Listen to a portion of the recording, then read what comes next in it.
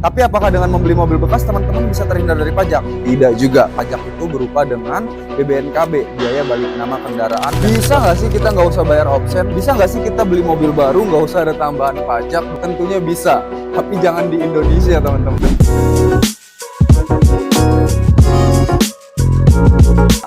Jadi gini teman-teman, option itu adalah pajak. Kita nggak usah musuhin pajak karena pajak memang pemasukan terbesar di APBN Indonesia, dan Indonesia memang hidup dari pajak yang dihasilkan oleh masyarakatnya. Namun peraturan undang-undang dan peraturan pemerintah tentang pajak itu tentunya ada maksud tertentu yang dampak baiknya buat masyarakat sekitar juga. Jadi kita harus legowo tentang pajak, jangan kita mau enak semuanya, kita harus berpikir secara logis teman-teman. Saya bisa bantu dengan memilih tipe unit yang terbaik sesuai kebutuhan. Jangan dengan karena hal ini teman-teman jadi mengurungi niat untuk mengganti mobil baru yang seharusnya mobil baru teman-teman bisa untuk produktivitas, ataupun memang mobil lama harus diganti ke unit yang baru. Kenapa? Karena itu adalah kebutuhan. Saya bisa pilihkan tipe unit teman-teman yang sehingga bisa lebih irit, nggak usah yang lebih mahal-mahal, nggak usah yang mewah-mewah, sesuai dengan kebutuhan saja. Contohnya di samping saya ini ada Calya LCGC. Memang dengan harga OTR 190 juta kita bisa bantu diskon dan juga subsidi DP atau subsidi kredit sehingga teman-teman bisa lebih ekonomis. Pajaknya Calya ini kemungkinan saya perkirakan sekitar belasan juta, 13 sampai 15 juta rupiah. Namun kita bisa kembalikan dengan subsidi kredit sehingga 15 juta teman-teman itu bisa kembali. Tapi teman-teman tetap mengganti unit ke unit baru. Nah, Calya 1200 cc itu udah sangat optimal, jadi nggak usah lah milih-milih mobil yang mahal. Toyota itu udah sangat memberikan yang terbaik dengan harga yang pas loh. Kalau teman-teman perlu kebutuhan unitnya untuk mobil keluarga, Calya ini udah cukup luas, udah cukup oke. Jadi kalau turun ke Calya, yang penting mobilnya mobil baru ya kan. CC-nya 1200 itu optimal buat di perjalanan dalam kota ataupun aktivitas harian-harian teman-teman. Malah bahkan teman-teman bisa lebih irit. Dan perihal gaya penampilan, Calya ini termasuknya dibilang mobil LCGC tapi bentuknya oke. Saya bisa bantu pilihin warna yang oke dan menarik seperti Calya merah yang saya naikin ini teman-teman. Walaupun mobil LCGC tapi tetap oke juga. Jadi jangan karena ada pajak teman-teman malah menjadikan itu adalah sebuah problem. Karena pajak itu udah pasti ada karena kita hidup di sebuah negara, dan pajak itu dampaknya buat kita juga, termasuknya jalan yang dibangun, pendidikan anak-anak kita, upah gaji yang semakin meningkat, itu dampak baik yang dihasilkan dari pajak teman-teman.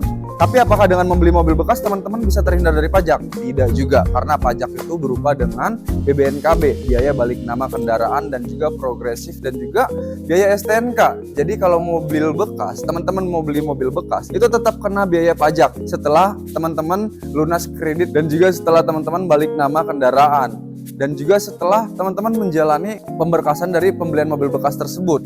Jadi sebenarnya pajaknya sama saja, namun bedanya dapat mobil baru. Jadi gak usah menghindari pajak lah, kita memang dari dulu selalu dihadapkan dengan kebijakan-kebijakan baru. Namun kebijakan-kebijakan baru itu ada dampak positif dan dampak negatif.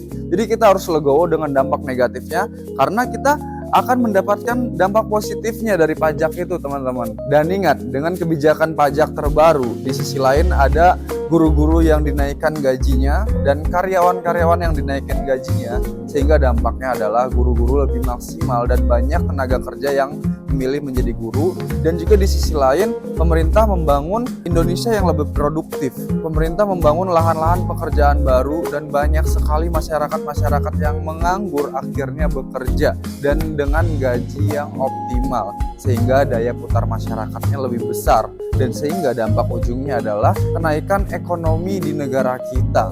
Kalau teman-teman mau negara kita maju, kenapa teman-teman nggak mau berkontribusi dengan keinginan tersebut? Bisa saya ilustrasikan seperti ini. Teman-teman tinggal di sebuah komplek ataupun perkampungan, nyaman ataupun tidaknya itu tergantung fasilitas yang diberikan oleh pemerintah setempat. Dan hal tersebut dikarenakan iuran ataupun pajak yang diberikan oleh masyarakat setempat juga.